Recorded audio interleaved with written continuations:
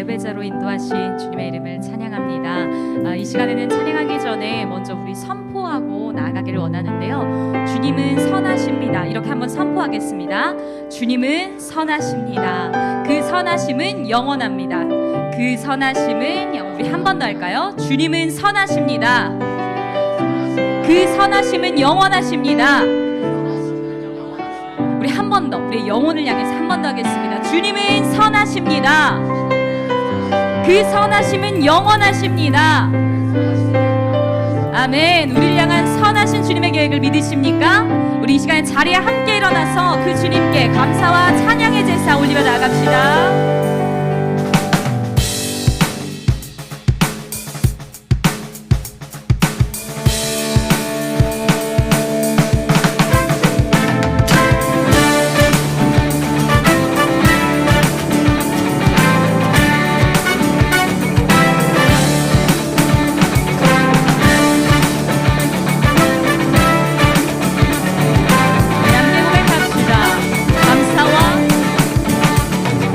감사와 찬양 드리며 주 앞에 나가세.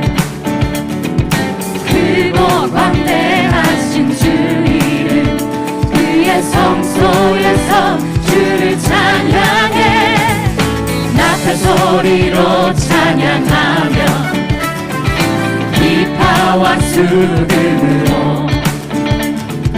호흡이 있는 모든 자마다 온 마음 다해 주를 높이세. 주의 선하심 인자하심이 주의 선하심과 인자하심이 영원하시도다. 주의 선하심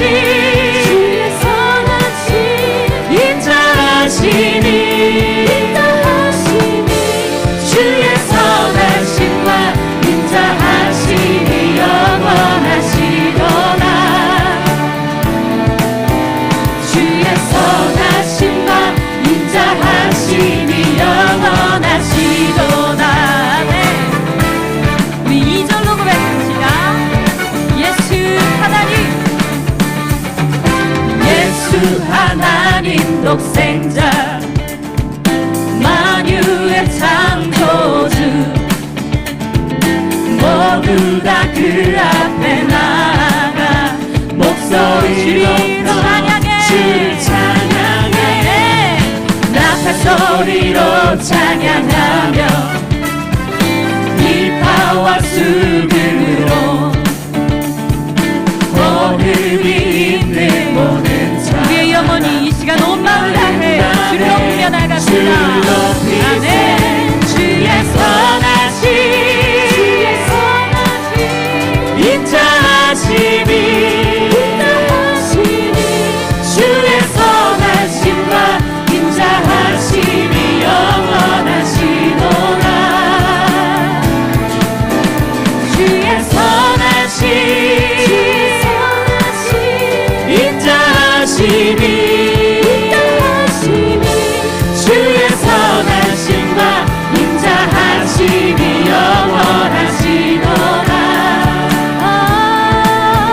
주의 선하심과 인자하심이 영원하시도다. 영원토록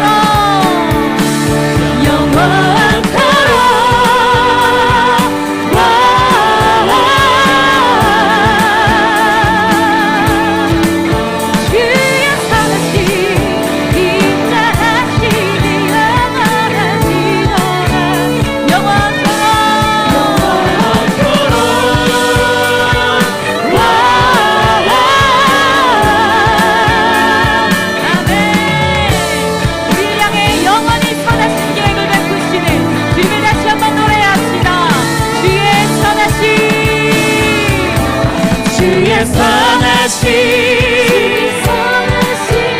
인자하심이 주의 선하심과 인자하심이 영원하시도다. 주의 선하심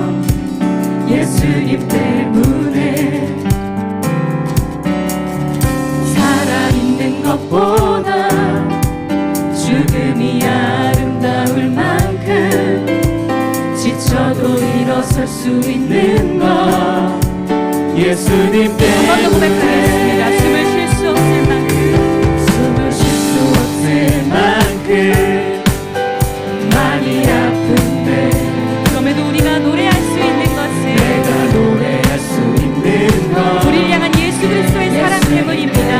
네. 살아있는 것보다 죽음이 아름다울 때론 만큼 우리가 지쳐도 다시 일어날 수 있는 것 고백합시다. 예수님 때문에 예수님 때문에 그 사랑 때문에 날 위해 죽으신 십자가 때문에 예수님 때문에 그 사랑 때문에 지금 그 기도 때문에 숨을 쉴 수 없을 만큼 많이 아픈데 내가 노래할 수 있는 건 예수님 때문에 살아있는 것보다 죽음이 아름다울 만큼 지쳐도 다시 일어날 수 있는 것 예수님 때문인 줄 믿습니다. 예수님 때문에 아멘. 우리 입술로 고백합시다. 예수님 때문에 그 사랑 때문에 날 위해 죽으신 십자가 때문에 예수님 때문에 그 사랑 때문에 지금도 날 위한 그 기도에 예수님 예수님 때문에 그 사랑 때문에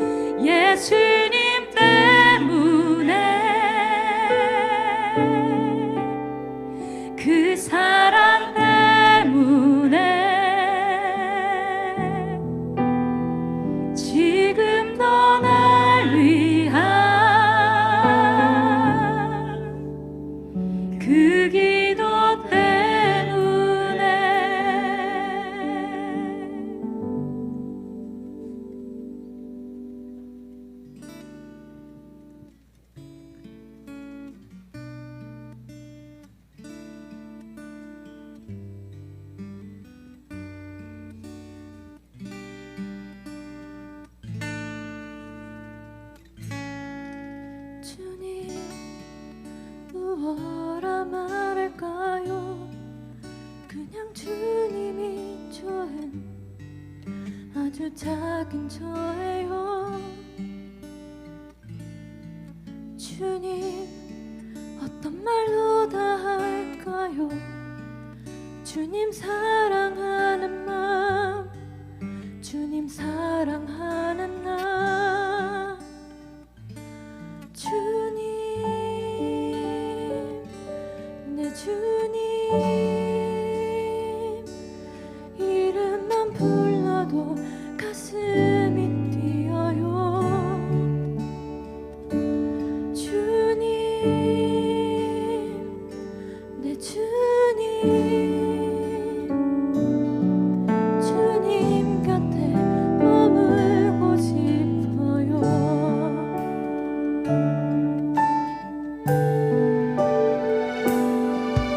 주님, 무엇라 말할까요? 그냥 주님이 좋은 아주 작은 저예요. 주님 어떤 말로 다 할까요? 주님 사랑하는 마음, 주님 사랑하는 나. 한 번 더 고백합시다. 주님, 주님 무엇라 말할까요? 그냥 주님이 좋은 아주 작은 저예요. 주님 어떤 말로 다 할까요?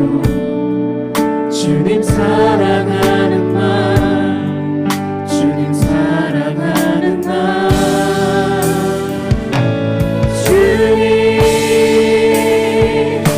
내 주님, 이름만 불러도 가슴이 뛰어요. 주님, 내 주님, 주님 곁에 머물고 싶어요. 주님, 내 주님, 주님, 내 주님, 이름만 불러도 가슴이 뛰어요. 주님, 내 주님,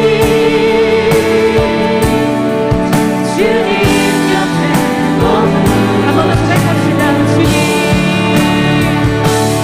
주님, 내 주님,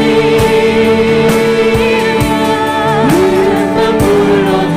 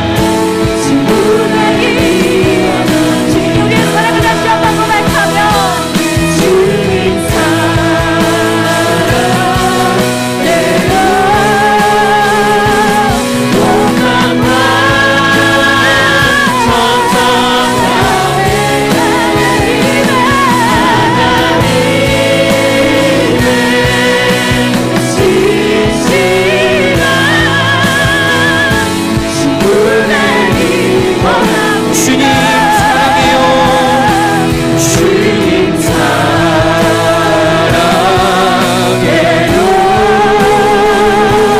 온 맘과 정성 다해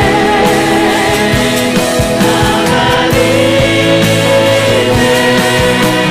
지시라 지루되기 원합니다. 이 시간 함께 기도할 때 주님 앞에 우리의 사랑을 고백드리며 기도하기 원합니다. 하나님, 내가 주님을 너무나도 사랑합니다. 정말 제가 주님이 너무나도 필요합니다. 내 사랑하는 주님, 내가 주님이 너무나도 필요하오니 오늘도 주님 앞에 나아가 십자가 그 그늘 아래서 무릎을 꿇고 주님 앞에 기도합니다. 주님, 제가 주님을 너무나도 사랑합니다. 이러한 고백으로 주님 앞에 함께 기도하기 원합니다. 베드로가 불하신 예수님을 만났을 때 주님, 내가 주님을 사랑하는 줄 주님이 아십니다. 이런 고백과 같이 주님 앞에 우리의 온 마음과 정성을 다 드리며 주님 앞에 고백하며 나아가기 원합니다. 주님, 내가 주님을 사랑합니다. 나의 연약함을 아시는 주님, 내가 주님 앞에 나아가 기도하며 아버지 앞에 나의 모든 것 올려드리기를 원합니다. 나의 연약함을 아시는 주님, 나를 오늘 이 시간 예배를 통하여 나를 변화시키사 오직 주님만 붙들며 살아가는 내가 될 수 있도록 성령 하나님 우리 가운데 역사하여 주시옵소서. 이러한 기도 제목을 가지고 우리의 온 마음과 정성을 다하며 주님 앞에 기도하며 주님의 이름만 부르시며 기도하며 나아갑니다. 주여, 성령 하나님 아버지, 오늘 이 시간 이 자리 가운데 찾아오사 아버지 하나님 앞에 손들고 기도하며 아버지 하나님 앞에 진실한 마음으로 기도하는 모든 심령들 가운데 찾아가셔서 아버지 하나님, 내가 너를 사랑한다 하신 아버지 하나님의 음성을 들려 주옵소서. 하나님, 내가 주님을 너무나도 사랑합니다. 세상 가운데 아버지 쓰러지고 넘어지며 아버지 마귀 길에 있는 나를 주님 불쌍히 여겨 주옵소서. 연약한 나이지만 아버지 앞에 나와 아버지 내가 주님을 사랑합니다. 주여, 주님 앞에 나아갑니다. 이렇게 고백하며 주님 앞에 나아가니 아버지 주님 사랑하는 모든 심령들 가운데 주님 찾아오사 십자가에 달려 돌아가신 예수 그리스도의 그 사랑을 아버지 오늘 이 시간 예배 자리 가운데 친히 알려주시옵소서. 우리 마음 가운데 찾아오시는 주님, 오늘도 살아 역사하시는 성령 하나님의 은혜가 아버지 각 지체의 심령마다 찾아갈 수 있도록 성령 하나님 인도하여 주시옵소서.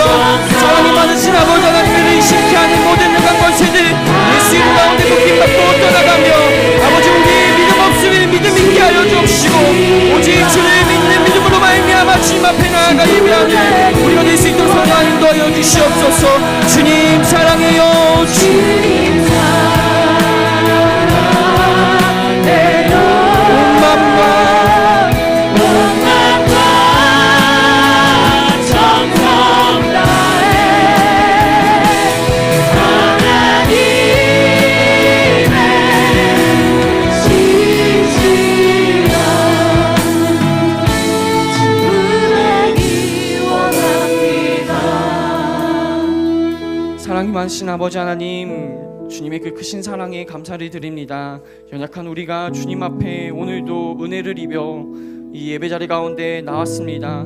성령께서 우리를 이 자리 가운데 부르셨사오니 우리의 온 마음과 정성을 다하여 주님 앞에 사랑한다 고백하며 우리에게 똑같이 말씀하시는 아버지 하나님의 그 크신 사랑을 누리는 귀한 예배 시간 될 수 있도록 성령 하나님 인도하여 주옵소서. 세상 가운데 비록 우리가 연약하여 넘어질지라도 우리의 모든 연약함을 아시는 주님께서 친히 십자가에서 우리의 연약함을 담당하셨사오니 그 크신 은혜를 믿고 의지하며 예배자리 가운데 나아갑니다. 우리의 연약함 가운데 친히 찾아오셔서 능력 되시는 주님을 만날 수 있는 귀한 예배 시간 될 수 있도록 성령 하나님 인도하여 주시옵소서.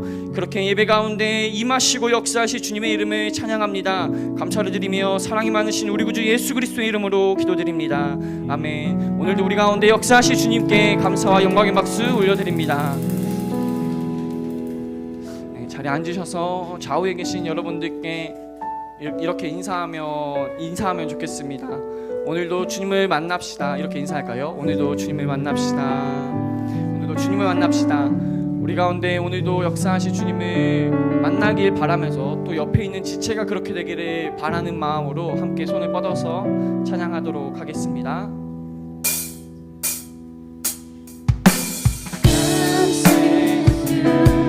주님의 크신 은혜가 당신의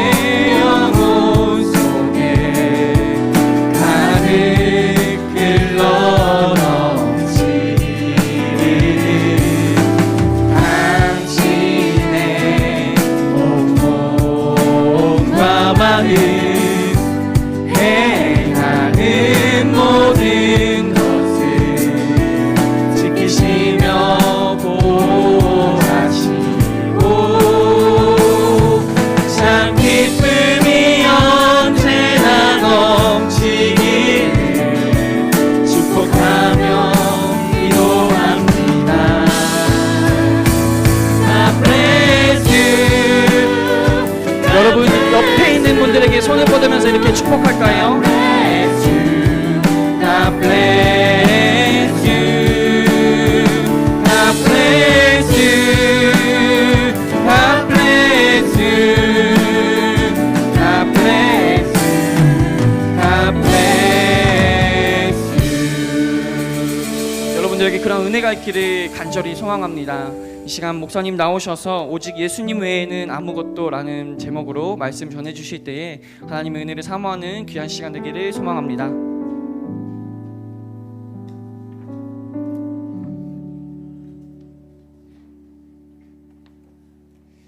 말씀 같이 보겠습니다. 마태복음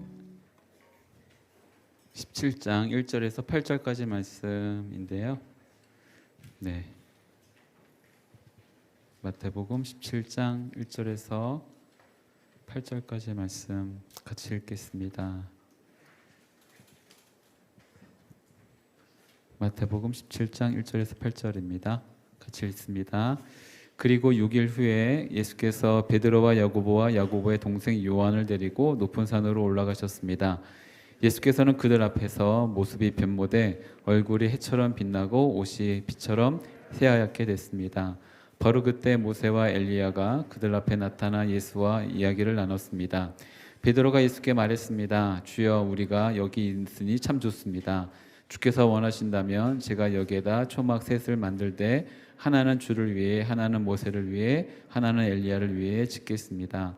베드로가 말하고 있을 때 빛나는 구름이 그들을 덮더니 구름 속에서 소리가 들려왔습니다. 이는 내가 사랑하는 아들이다. 내가 그를 기뻐한다. 너희는 그의 말을 들으라. 그 소리를 듣고 제자들은 너무나 두려운 나머지 얼굴을 땅에 대고 엎드렸습니다.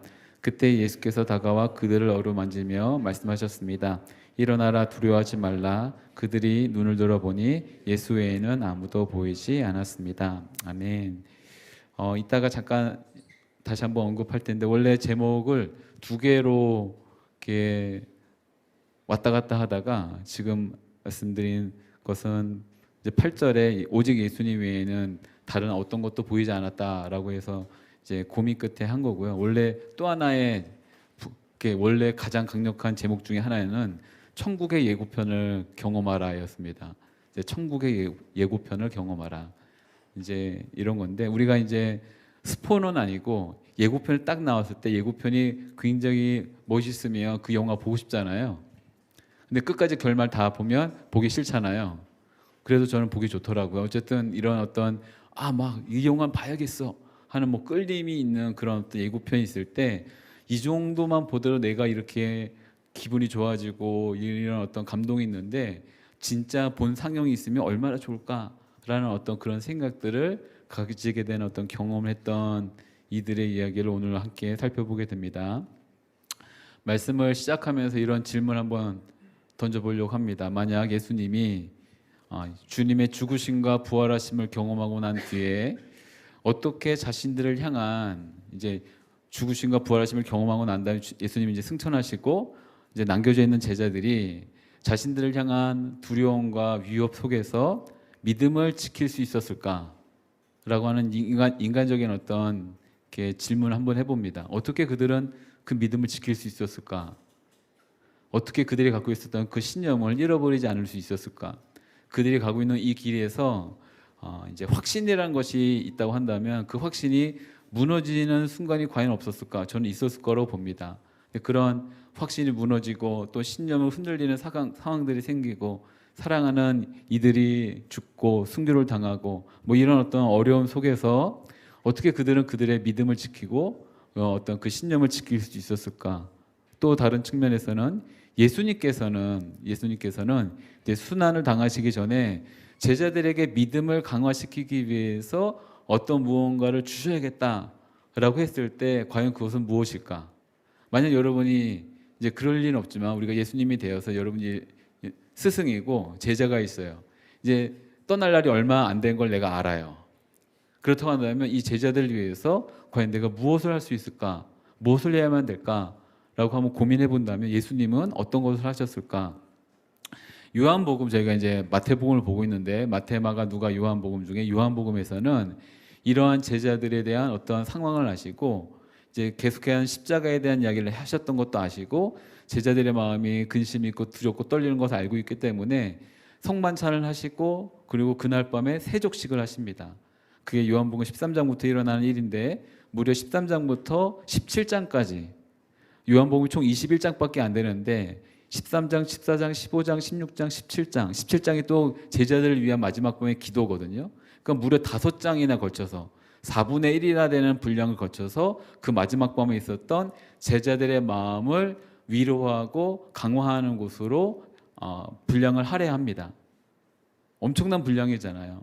근데 그 분량 안에 있는 내용이 뭐였냐면 세족식을 행하시고 그리고 설교하시고 메시지를 계속해서 주시는 거예요. 그런데 계속해서 말씀을 주셨음에도 불구하고 요한복음 16장에 보면 너희가 이 말을 들으면 들을수록 계속해서 근심이 쌓이는구나 라는 걸 아신 거예요. 시간이 지나면 지날수록 예수님 말씀을 들으면 사람들이 마음에 확신을 갖는 게 아니라 오히려 시간 지남에 따라 불안함이 더 두려움이 더 엄습했던 것입니다. 어쨌든 그런 제자들 위해서 이제 약속의 말씀을 주셨는데 그 약속의 말씀 가운데 핵심이라고 보면 저게 인간적인 측면에서 굉장히 핵심이라고 할 수 있는 본문의 말씀은 보혜사 성령님을 주신다는 것과 거기에 말씀이 이런 말씀이 있거든. 내가 너희를 고아와 같이 홀로 두지 않겠다였습니다. 그러니까 제자들이 이 말씀을 붙드는 수밖에 없는 거예요. 이제 시련과 위협 속에서 앞으로 닥쳐올 일들 가운데 그것을 능히 감당할 수 있는 어떤 예수님의 어떤 방법 중에 하나가 이제 이런 거였다고 한다면 다른 복음서에서는 무엇이 있을까라고 마태, 마가, 누가에서 만약 질문을 한다면 저는 이 말씀을 꼽습니다. 오늘 말씀이에요. 이제 우리 함께 읽었던 마태복음 17장 1절부터 8절까지 말씀인데 예수님이 딱 셋만 데리고 올라가셨지만 셋만으로는 충분했던 것 같아요. 이 세 명의 제자들이 어쨌든 대표격이기도 하고 제자들 경험했던 걸 간증하면서 나눴던 것이 다른 모든 복음서에 있는 걸 보니까 이것이 충분한 그들에게 중요한 어떤 경험이 됐던 것은 확실한 것 같습니다. 혹시 그런 경험들이 혹시 있는가요? 이렇게 여행을 가거나 아니면 아울리치를 가거나 이번에 레바논 아울리치는 좋을 것 같습니다. 근데 가시는 분들 가운데 일단은 성지순례를 할 수 있고 성지순례 끝자락이지만 헤르몬산을 볼 수 있고 또 중동 땅에 이런 어떤 기운들을 볼 수 있다는 게 굉장히 두로와 시돈도 볼 수 있고 두로와 시돈이 지금 현재 레바논이거든요. 이제 그런 데 볼 수도 있고 하니까 가보면 이제 이런 데 말고 이제 사람들이 많이 살고 좀 더 문화적으로 발달하고 하는 데를 가보면 역사가 오래되고 된 데를 가보면 이제 좋은 어떤 환경들 그리고 건물들 웅장한 어떤 모습들 가운데 이제 많이 이제 감탄을 하고 이렇게 놀라지요. 개인적으로 이렇게 청년 때 좋은 기회가 있어갖고 이렇게 여행을 많이 다닐 수 있었던 것 같습니다. 근데 여행을 많이 다니면서 보니까 너무 정말 멋진 거예요. 어떻게 사람이 이렇게 오랜 시간 동안 이만한 어떤 업적들을 만들 수 있을까? 감탄이 되기도 했고 어떻게 그때는 이런 기술들이 있어갖고 이렇게 만들 수 있었을까 하는 생각도 드는데 참 신기하게도 시간이 지나면 지날수록 그런 거 보면 나중에는 좀 질리더라고요. 왜냐하면 인간이 만든 것에는 한계가 있습니다. 그리고 인간이 만든 거에 대부분 자연에 대한 어떤 모방품이기 때문에 그렇겠죠. 그래서 가장 확실한 것은 자연에 대한 어떤 그 경이함들, 근데 그 자연에 대한 경이함을 느꼈다고 한다면 그 자연을 만드신 분에 대한 어떤 감탄들 이런 것들이 자연스럽게 나오게 되겠죠.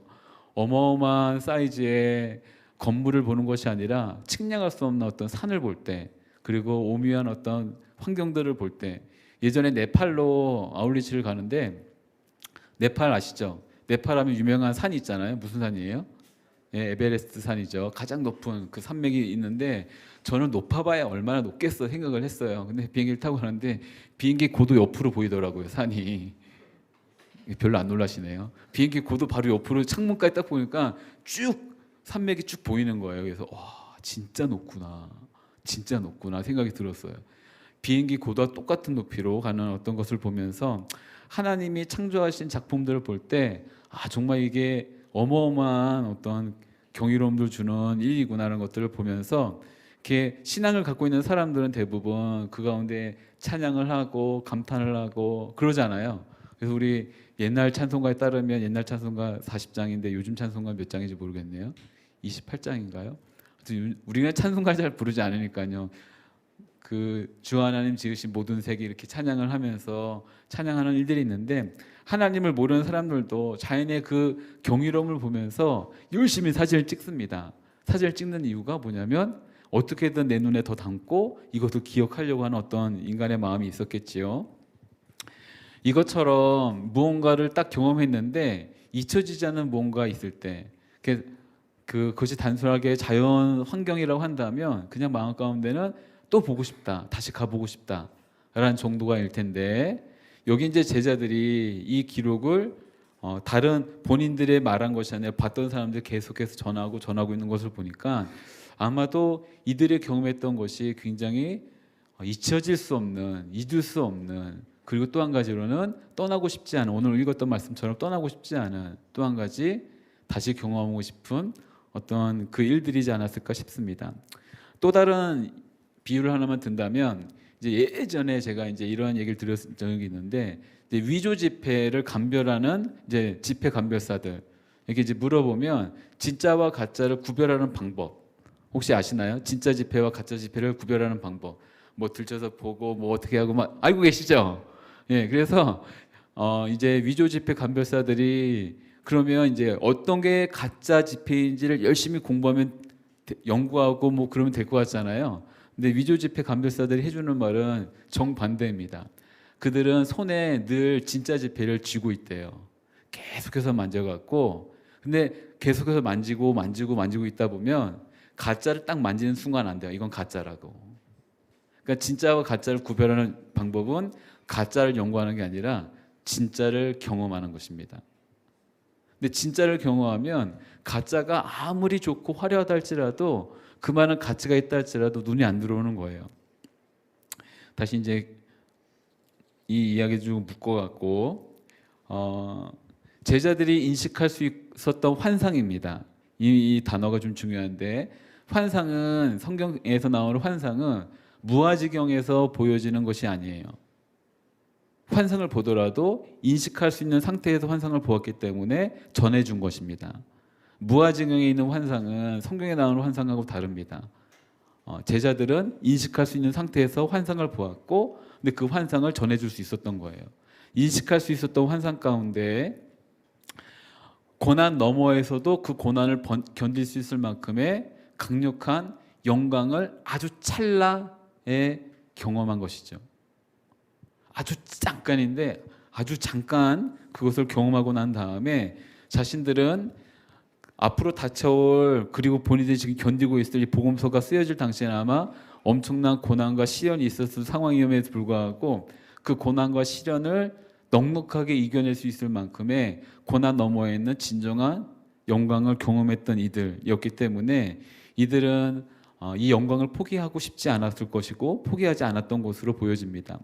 그래서 제자들 가운데 이런 신비한 영적 영감이 그리고 체험들이 모두 다에게 있어야 된다는 것을 말하고 있는 것 같지는 않아요. 저는 그렇게 이해했습니다.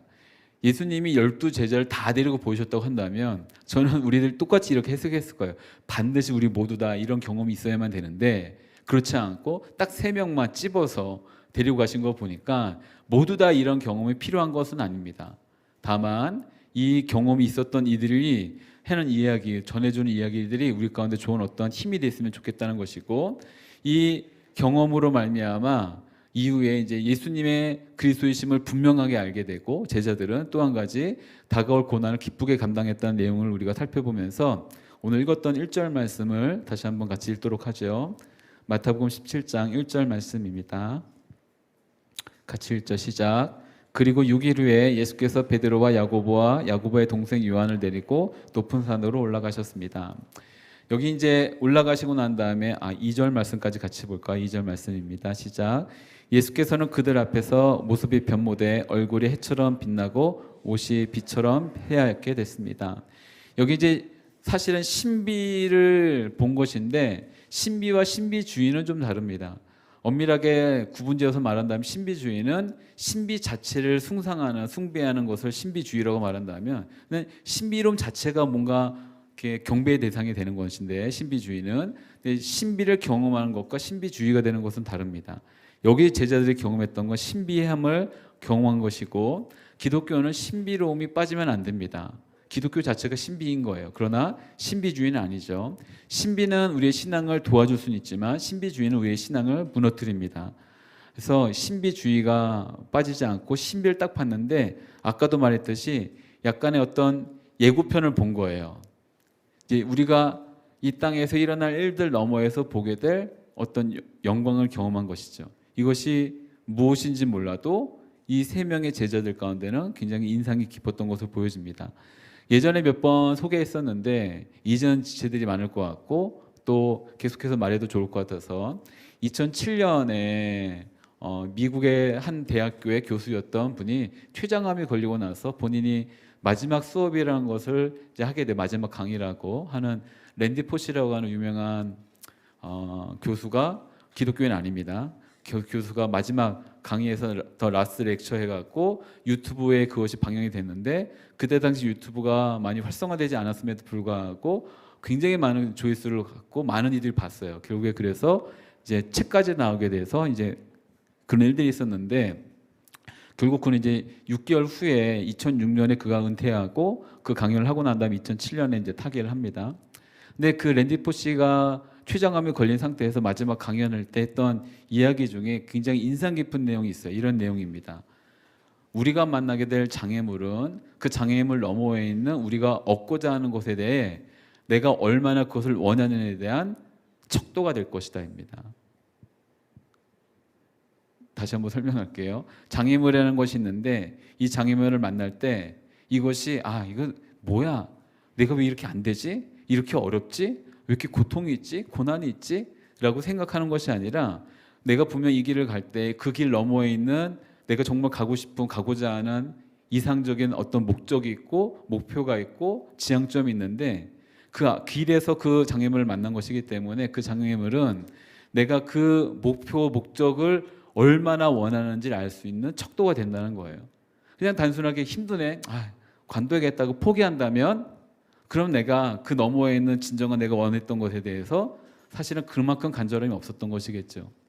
그런데 오히려 그 너머에 있는 이것을 발견하고 나서 내가 이걸 반드시 이기고서라도 어떻게 해도 이 장애물을 넘어서 그 목적지까지 가야겠다라고 한다면 그 목적지는 나에게 굉장히 큰 의미가 있다는 것을 발견할 수 있는 시간이 장애물을 만난 시간이 될 것입니다. 근데 근데 예수님은 그것을 반대로 보여주신 거예요. 보통 인간은 장애물을 먼저 만나는데 예수님은 제자들에게 그 장애물 아직 만나지도 않은 제자들에게 그 장애물 너머에 있는 영광을 보여주신 거예요. 그러니까 제자들이 이 영광을 아주 잠깐 경험했는데 그 인생 가운데 나타나는 장애물들 따위는 그냥 이렇게 어렵지 않다는 얘기가 아닙니다. 제가 몇 번을 드는 비유 중에 하나가 있는데 이제 높은 파도가 좋은 사공을 만든다는 말이 있어요. 이 말 들어보셨죠? 그 반응이 오늘 너무 없어가지고 높은 파도가 좋은 사공을 만든다 들어보셨죠? 네, 감사해요. 들어보셨죠? 예. 제가 그때 이 비유를 몇 년 전에 들고 격언을 이렇게 들고 이렇게 설명했어요. 근데 이 격언을 만든 사람은 높은 파도를 만나지 않은 사람이다. 높은 파도를 만나면요, 내가 좋은 사공이 될 거야라고 생각하는 사람 아무도 없습니다. 딱 첫 번째 드는 생각이 뭔지 알아요? 죽겠다 입니다. 죽을 것 같다. 근데 이 죽을 것 같다가 그냥 단순하게 진짜 힘들어가 아니라 진짜 죽을 것 같은데? 라는 생각이 드는 거예요. 근데 그 시련과 고난을 만나기 이전에 예수님이 보여주신 것이 하나님의 영광입니다. 그러니 그 천국을 경험했던 이들, 우리가 천국 가면 뭘 할까요? 천국 가면 어떤 일이 일어날까요? 여러분들, 우리가 이렇게 열심히 이 땅에서 신앙생활을 하면 그 끝은 뭔가요? 하나님 나라 가는 건데 그 하나님 나라 가면 뭘 할까요? 여러분들, 그것에 대한 어떤 기대가 있으신가요? 하나님의 도대체 무엇이길래 이 땅에서 우리가 이렇게 말하고 있나요?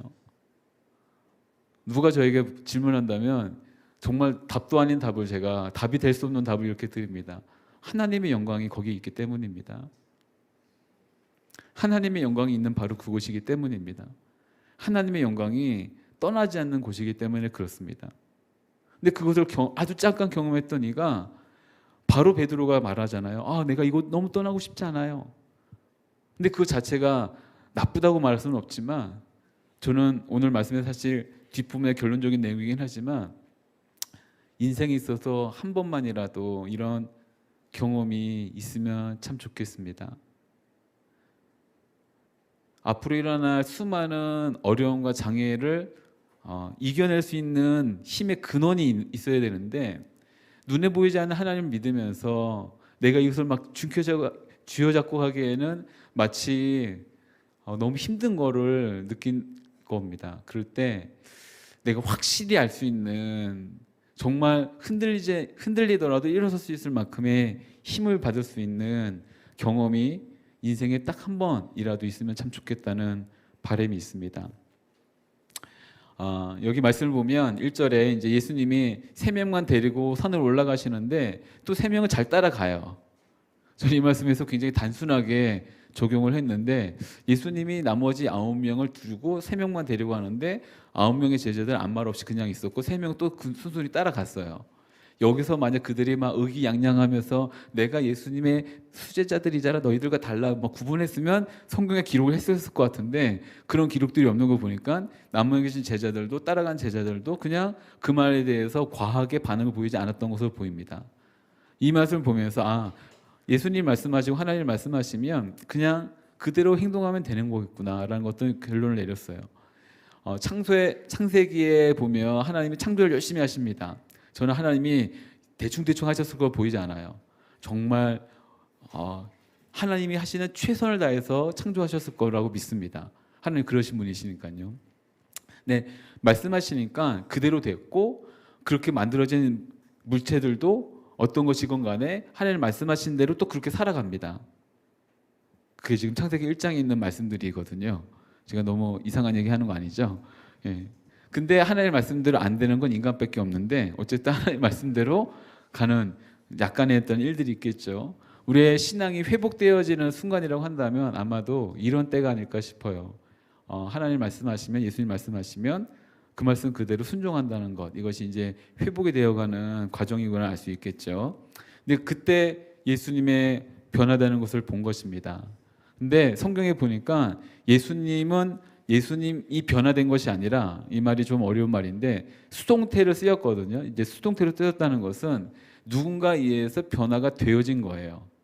이 말은 하나님이 예수님을 변화시켜 주신 것인데 근데 예수님이 없던 것을 주신 것이 아니라 예수님 안에 있었던 하나님과 동등된 그 본체가 잠깐 외부로 나왔던 것으로 보는 것이 좋을 것 같습니다. 그런데 이런 예수님과 같이 우리들도 이런 놀라운 변화가 일어나게 된다는 것을 성경은 계속해서 말해주고 있습니다. 로마서 12장 2절 말씀 보겠습니다. 로마서 12장 2절 말씀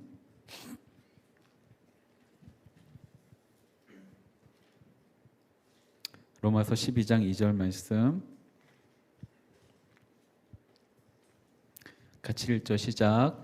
여러분은 이 세대를 본받지 말고 오직 마음을 새롭게 함으로 변화를 받아 하나님의 선하시고 기뻐하시고 온전하신 뜻이 무엇인지 분별하도록 하십시오. 여기 말씀의 가운데 이제 새롭게 함으로 변화를 받아. 이 변화가 그 변화입니다. 이제 변화를 받아.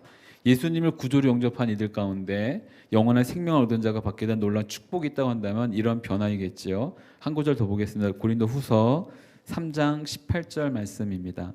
고린도후서 3장 18절 말씀. 고린도후서 3장 18절 말씀.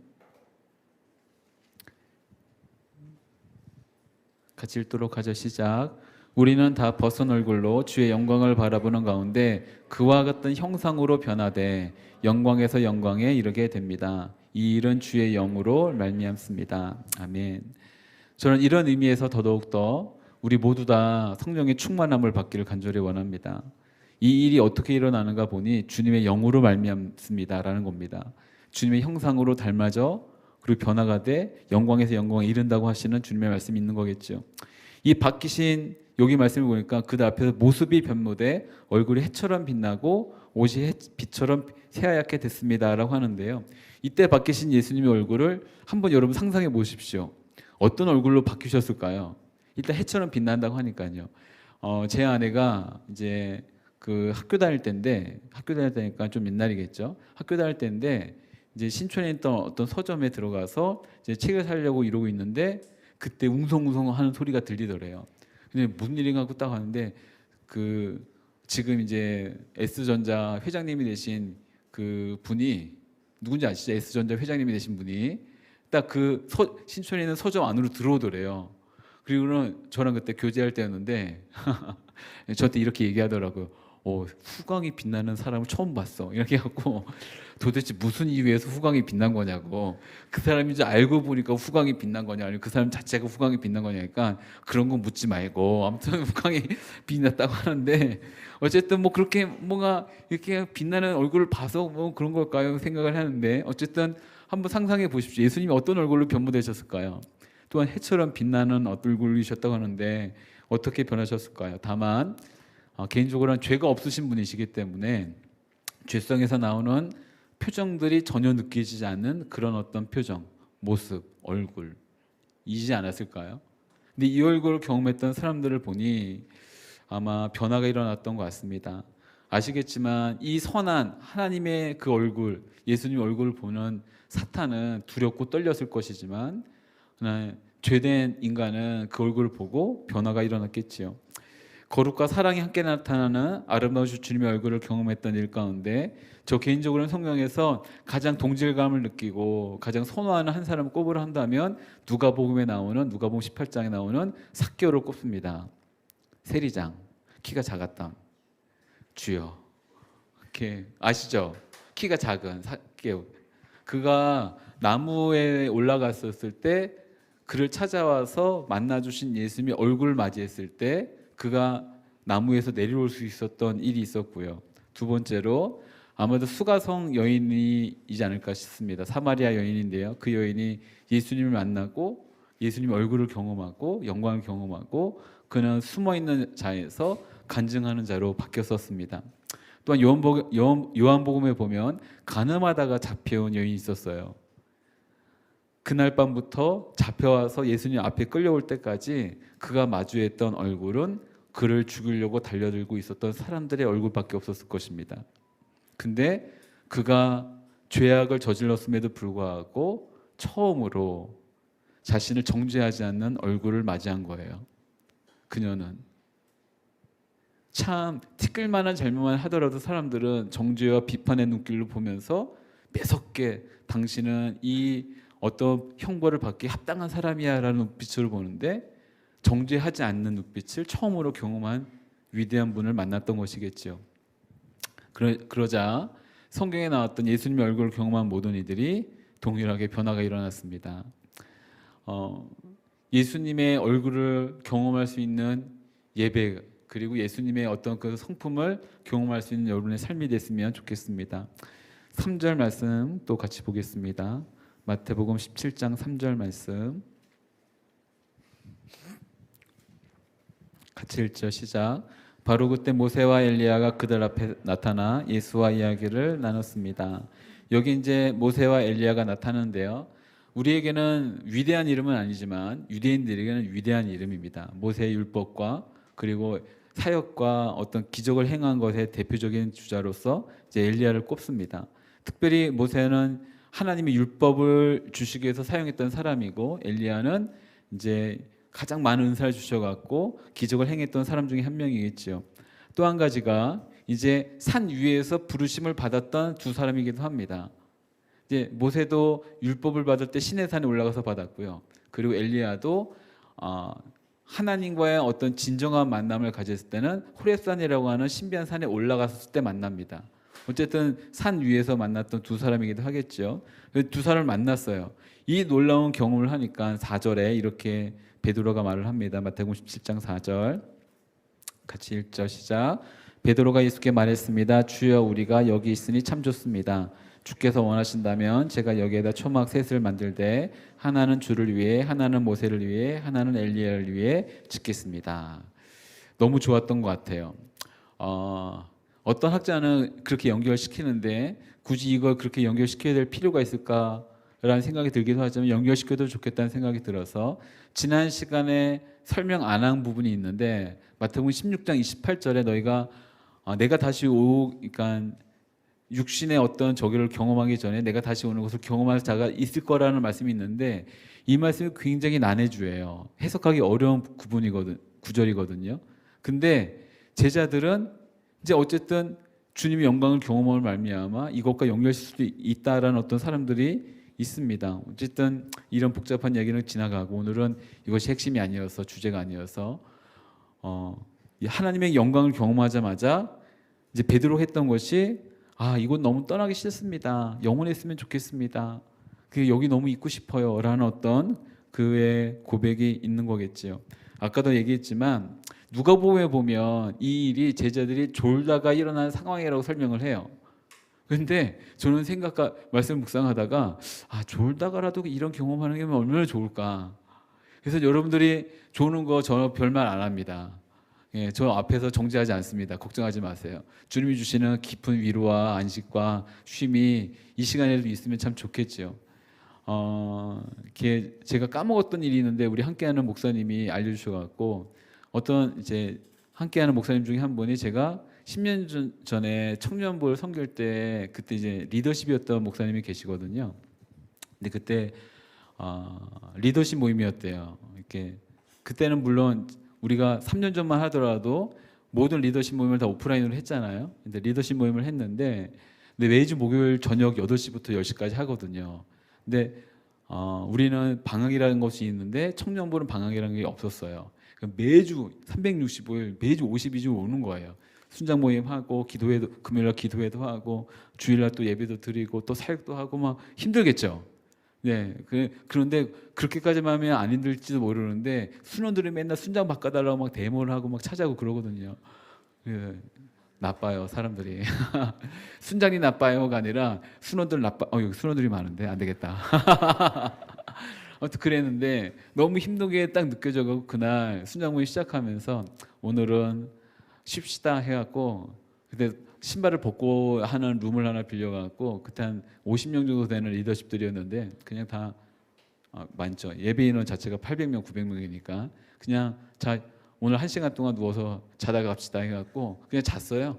누워서 음악 틀어놓고 가만히 그냥 멍하니 누워만 계시라고 하는 시간도 있었는데 비몽사몽하다가 그래서 어느 순간 눈 떴는데 환상이라도 뭔가 보였어요. 근데 너무 이 순간이 너무 좋은 거예요.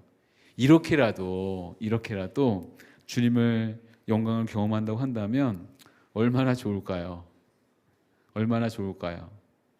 이제 이렇게 어떠한 일이건 간에 하나님을 만나는 예수님을 만나는 그 일이 있으면 얼마나 좋을까요? 근데 거기에 더불어 5절 말씀에 또 이렇게 진행됩니다. 5절 말씀인데요. 마태복음 17장 5절 말씀 같이 읽습니다. 베드로가 말하고 있을 때 빛나는 구름이 그들을 덮더니 구름 속에서 소리가 들려왔습니다. 이는 내가 사랑하는 아들이다. 내가 그를 기뻐한다. 너희는 그의 말을 들으라. 아멘. 이 말씀이 세례를 받자마자 들렸던 주님의 음성이었는데 그때와 지금과는 조금 의미가 다를 수 있죠. 왜냐하면 그때는 제가 이렇게 말씀을 드렸어요. 이런 비유를 들었었습니다. 저는 제 아들 둘과 딸 한 명 있죠. 셋이 있는데 이 아이들 사이에서 차별을 안 주려고 노력을 하지만 어쩔 수 없이 일어나는 이게 차별이 아니라 차이가 좀 있습니다. 차이가 좀 있는데 아무리 차이가 있다 할지라도 옆집 아들을 위해서 제 아들 둘 중에 한 명을 희생할 이유는 없습니다. 제가 아무리 옆집의 아들을 사랑한다 할지라도 좋아한다 할지라도 제 아들을 그 아들을 위해 옆집의 아이를 위해서 제 아들을 희생할 이유는 없습니다. 그리고 저는 그렇게 하고 싶지도 않습니다. 아들 둘이나 있으니 한 명쯤은 괜찮지 않을까요? 누가 말한다면 그러면 제가 그 사람을 어떻게 할지 모르겠습니다. 근데 예수님이 하나님에게 그런 존재이거든요. 내가 이를 사랑한다. 그리고 그를 기뻐한다. 근데 그 사랑하는 아들을 아직 우리가 죄인 되었을 때 우리를 위해서, 죄인인 우리를 위해서 유일하신 아들 예수님을 죽이십니다. 이 한 가지만으로 예수님과 우리를 선택한다고 하셨을 때 하나님은 우리를, 여러분을, 나를 선택하신 것이겠죠. 그런데 오늘 이 말씀은 그것보다 한 발 조금 더 나아가는 겁니다. 왜냐하면 지난번에 있었던 사건들이 있죠. 예수님이 이 땅에 오신 이유와 사명에 대해서 말씀해 주셨습니다. 그때 가장 대표적인 베드로가 반응 보였던 것은 그것은 메시아가 걸어가야 될 길이 아닙니다 였습니다. 누가 들어도 그 길은 예수님이 가야 될 길이 아닌 것처럼 들리는 거예요. 하나님의 뜻이 그 길이 아닌 것처럼 보이는 겁니다. 그 방법이 아닌 것 같아요. 그 방식 아닌 것 같습니다. 그런데 하나님이 이렇게 말씀하십니다. 지금 내 앞에 있는 이는 내 사랑하는 아들 예수이다. 내 아들 위해서, 내 아들이 바로 너를 위해서 십자가에 죽고 부활할 것이다. 이것이 나의 뜻이다. 그러니 그의 말을 들으라 라고 하는 아버지의 음성이겠죠. 이제 이 말씀까지 들으니 6절 말씀에 이렇게 있습니다. 6절인데요. 6절 말씀 같이 읽겠습니다. 시작. 그 소리를 듣고 제자들은 너무나 두려운 나머지 얼굴을 땅에 대고 엎드렸습니다. 이제 두 가지가 있었기 때문에 반응이 보여진 것을 보여져요. 첫 번째로는 영광이라고 하는 하나님의 임재가 있는 것이고, 이게 좀 딱딱하고 어려운 얘기입니다. 하나님 임재가 있는 것이고, 두 번째로는 음성이 들렸어요. 기적이라고 하는 기독교적인 신비가 일어나고 할 때 인간의 입장에서는 세 가지가 필요하다고 하는데 99%에서 필요한 것은 하나님의 임재와 말씀입니다. 나머지 1%는 뭐냐면 인간의 반응이에요. 반응. 근데 99%가 일어나니 깜짝 놀란 거죠. 그러니까 그들이 반응합니다. 그리고 엎드려서 경배하는 일들이 있겠죠. 그랬을 때 7절에 이렇게 말씀이 있습니다. 7절 말씀인데요. 같이 읽죠. 7절입니다. 시작. 그때 예수께서 다가와 그들을 어루만지며 말씀하셨습니다. 일어나라, 두려워하지 말라. 아멘. 우리 요한계시록 1장 17절인데요. 좀 보겠습니다. 요한계시록 1장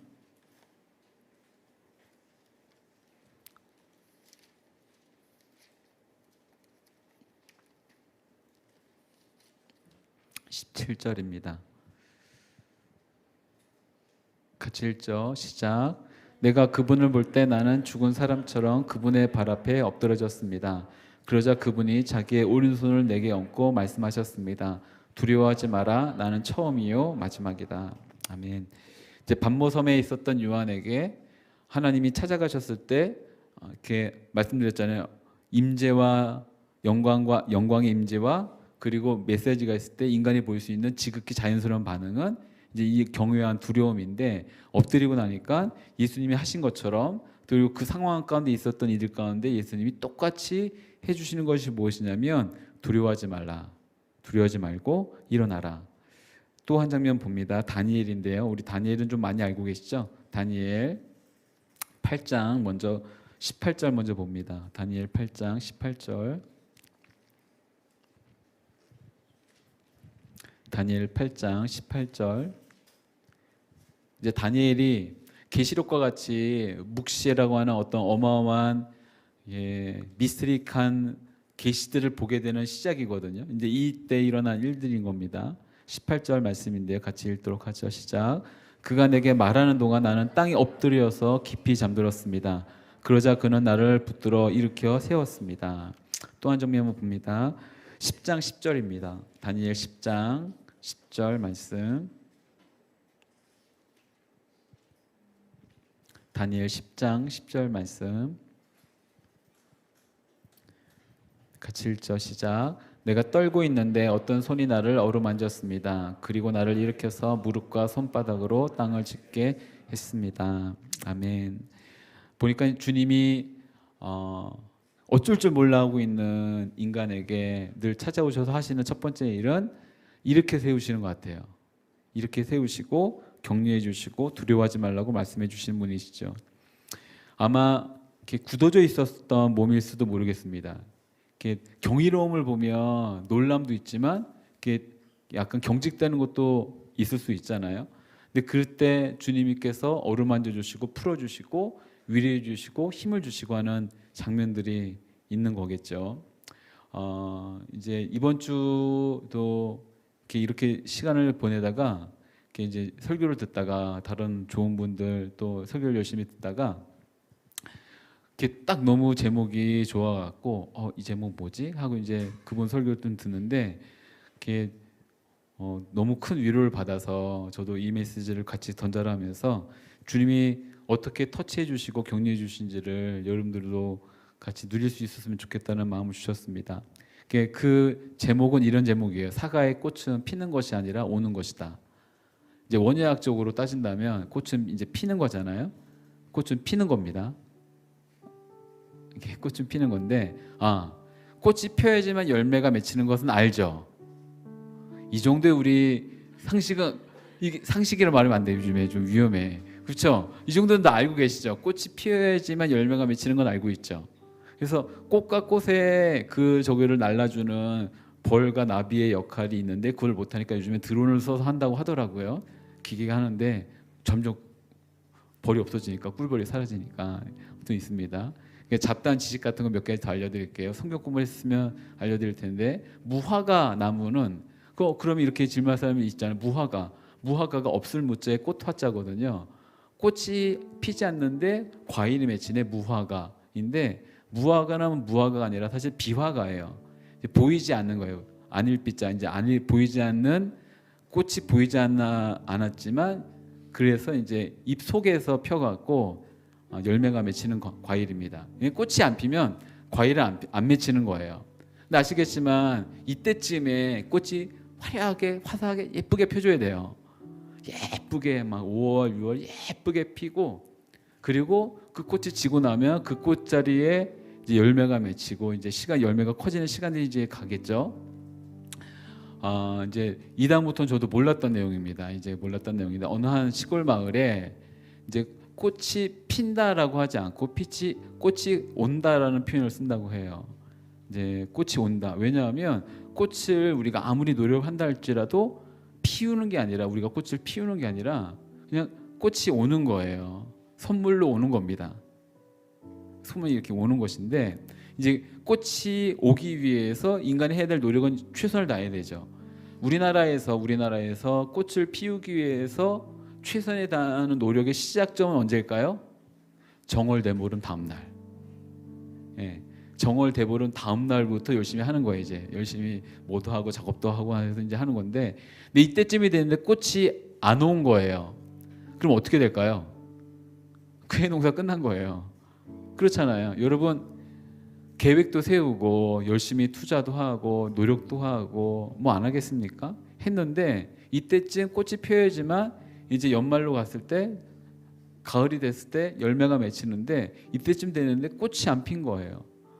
그러면 보통의 우리 도시 문명에 익숙한 사람들은요, 우리가 배웠던 교육과 철저하게 어떤 이런 사회 가운데 살고 있는 사람들은 망했네, 이게 기본이거든요.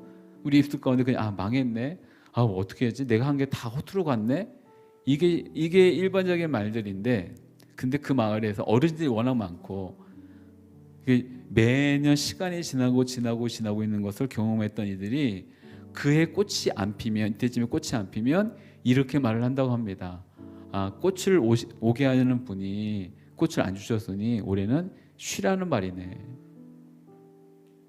저는 그 말을 듣는데 너무 마음에 큰 위로를 받았어요. 왜냐하면 내년에 또 할 거거든요.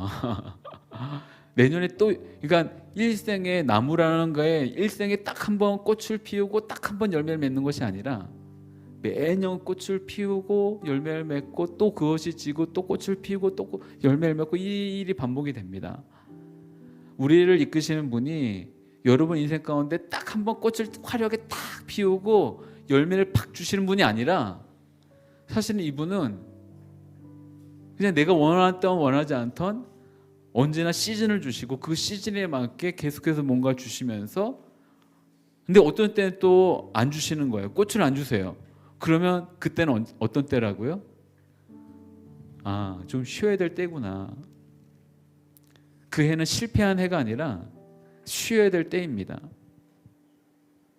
올해 주님의 만져주심이 여러분과 어떻게 있을지 모르는데 오늘이 벌써 5월 마지막 주거든요. 벌써 이렇게 됐어요. 5월의 마지막 주인데 올해는 또 뭐 한번 해봐야지 생각하고 계획도 세우고 나름 뭔가 노력도 했는데 근데 이때쯤이면 열매를 맺어야 되는 그 가장 중요한 꽃이 펴야 되는데 꽃이 안 폈어요. 아니면 이 시즌에 있는 분들이 있죠. 뭐 몇 년의 계획 가운데 이런 애들 시즌이 있습니다. 요즘에는 여러분 한 100세 시대라고 말하니까 이 시즌이 길어요. 뭐 많이 있습니다.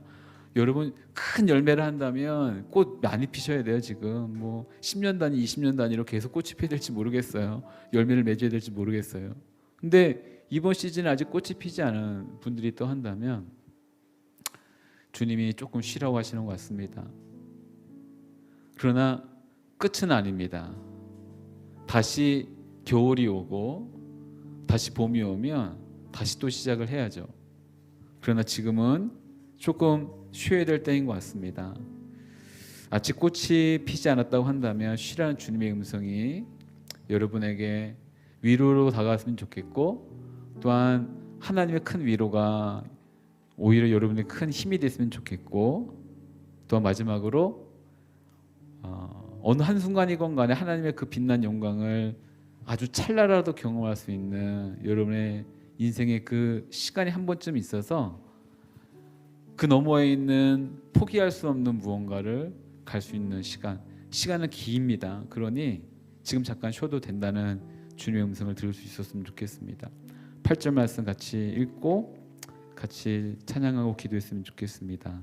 8절 말씀인데요. 같이 읽겠습니다. 시작. 그들이 눈을 들어보니 예수 외에는 아무도 보이지 않았습니다. 눈을 들어보니 예수님만 보인 거예요. 다행입니다. 모세도 보이고 엘리야도 보였으면 아마 딴 거 쫓아갈 것이 뻔한데 예수님만 보인 거예요. 누군가는 이렇게 말을 하더라고요. 교회 와서 율법적인 것만 찾는 사람들이 있습니다. 신비적인 것만 찾는 사람이 있습니다. 능력적인 것만 찾는 사람이 있습니다. 근데 그렇게 찾아봤자 아마 발견하지 못할 겁니다. 왜냐하면 예수님 말고는 영원한 분이 없기 때문에 그렇겠죠. 그래서 개인적인 간절한 바람은 여러분들이 예배할 때 예수님을 만나면 좋겠고 그 주님의 빛난 영광 가운데 다른 모든 것 다 사라지는 경험들이 있으면 좋겠습니다. 같이 찬양하면서 나가길 원합니다. 오직 주의 은혜로라는 찬양인데 잘 모르더라도 같이 가사 묵상하면서 배우면서 이 찬양하겠습니다.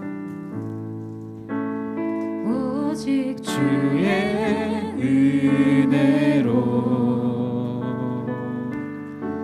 지금 여기 서 있네. 한없는 경배 한없는 찬양 내 영혼 예배 드리네. 나를 위해 이 땅에 오신 주의 은혜 십자가 고통 이기신 주님 그 은혜 어찌 주의 날 채우시네. 주의 날 채우시네. 주의 보게 하시네. 살아가는 동안 은혜로만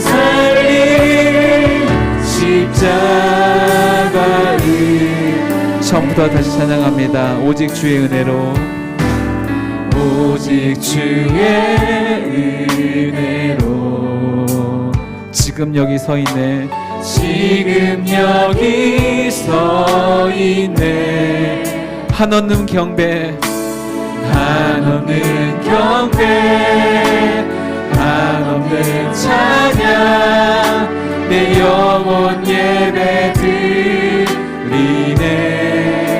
나를 위해 이 땅에, 나를 위해 이 땅에 오신 주의 그 은혜, 오신 주의 그네.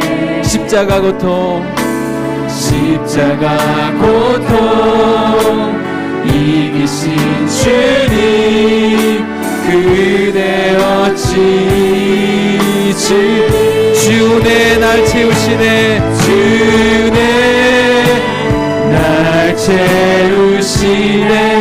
주 은혜 날 보게 하시네. 보게 하시네.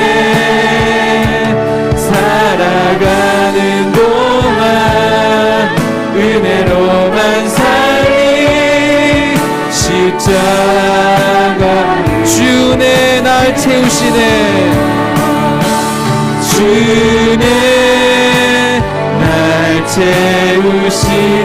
주 은혜 새롭게 하시네. 은혜 새롭게 하네. 살아가는 동안 은혜로만 살리. 십자가 한 번 더 주 은혜 날 채우시네. 주네 날 채우시네. 주 은혜 새롭게 하네. 새롭게 하네. 살아가는 동안 은혜로만 살리. 십자가 이 시간 함께 기도할 때 우리 가슴에 넣고 기도합니다. 주님의 은혜로 우리를 채워주시옵소서. 만약 주님 우리를 멈추시고 안식을 주신다 하면 주의 뜻이 그렇다고 믿고 하나님 안식을 누리는 시간이 되게 하여 주시고, 주님께서 우리를 이끄신다고 한다면 그것이 산 위라 할지라도 아멘하면 순종해 나가는 우리 인생 될 수 있도록 우리 가운데 믿음을 더하여 주시고 주의 은혜로 채워주시옵소서. 함께 기도하며 나가면서 같이 기도하겠습니다. 오 사랑하는 주님, 이 시간 우리를 새롭게 하시며 우리를 만지시며 우리를 보게 하시는 주님의 그 사랑 앞에 나아갑니다. 하나님 인생 가운데 하나님 아직 꽃이 피지 못한 이들이 있다고 한다면 하나님 그것이 죽은 것이 아니라 하나님 잠깐 쉬게 하시길 원하는 주님의 부르심이라고 한다면 하나님 그 부르심 가운데 아멘하며 순종하며 주의 뜻을 따라가며 나갈 수 있는 인생 될 수 있도록 성령 하나님 임하여 주시기 인도하여 주옵소서. 하나님 인생 가운데 각자에게 주시는 부르심이 있습니다. 누군가의 산 위로 따라오라 말씀하실 것이고 누군가에게는 하나님 머물러 있다 말씀하실 것입니다. 하나님 그 말씀 가운데 예 주님 내가 주의 말씀에 순종합니다. 오직 주의 뜻이 분명하기 때문에 우리를 살리시며 우리를 채우시며 우리가 동시에 놀라운 은혜로 이끄신다는 그 믿음을 갖고 나가길 원하오니 성령의 우리 가운데 함께 해주시고 주의 말씀을 따라 살아가는 우리의 결단들이 있을 수 있도록 주여 인도하여 주시옵소서. 주여 내가 우리의 삶의 온전히 체험을 고백합니다. 주여 내가 인생 가운데 온전히 적셔심을 믿습니다. 주의 놀라운 사랑이 다시 우리를 보내버리겠습니다. 오 성령 하나님 임하여 주시옵소서. 성령 하나님 임하여 주시옵소서.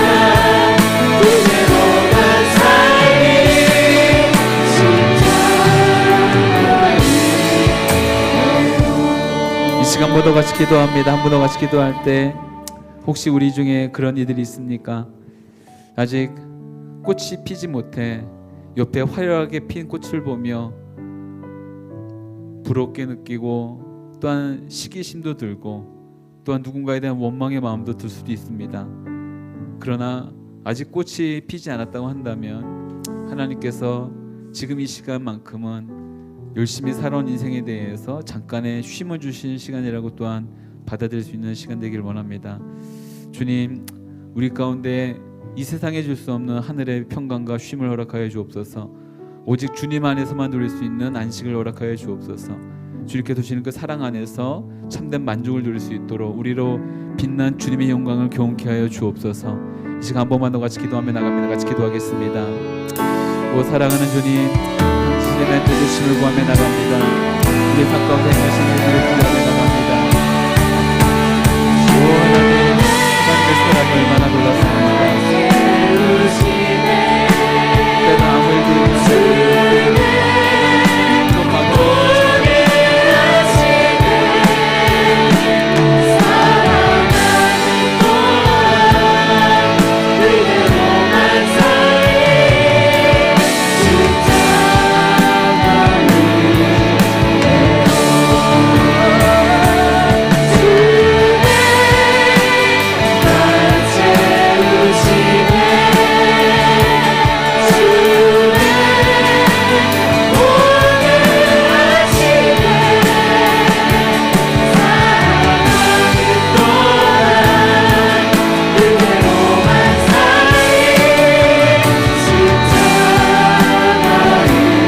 자리에서 다같이 일어나서 이 찬양하며 나갑니다. 주님 날 채우시네 주님 오게 하시네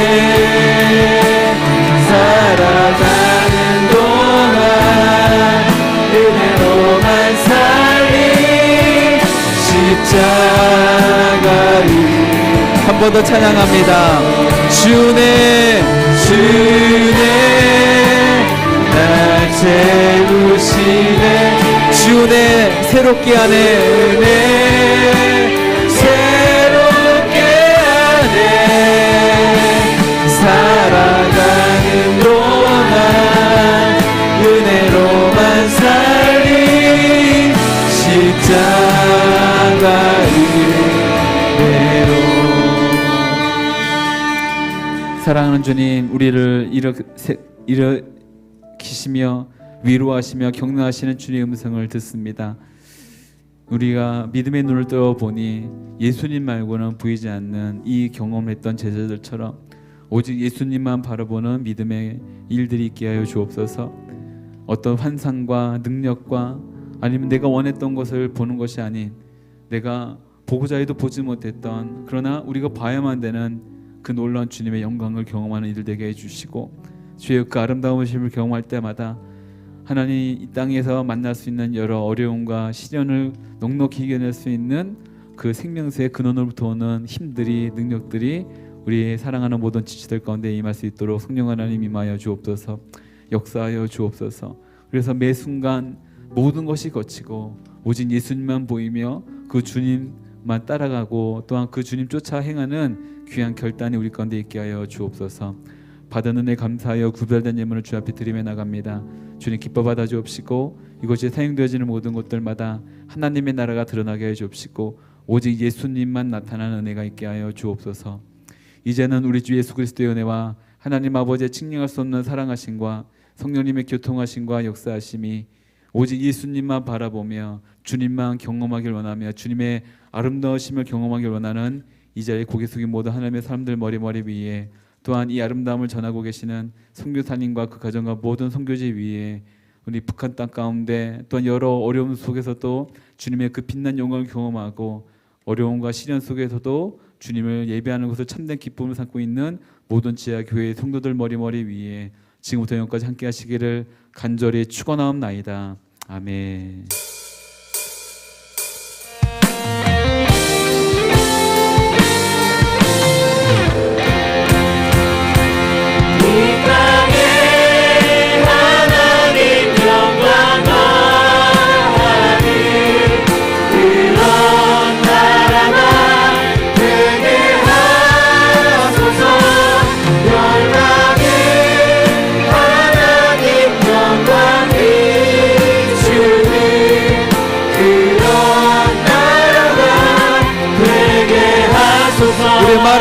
마라나타 아멘. 주 예수여 어서 오시옵소서. 아멘. 주 예수여 오시옵소서. 마라나타 마라나타 아멘 주 예수여 오시옵소서. 우리 하나님께 큰 감사와 영광을 소리드립니다. 할렐루야.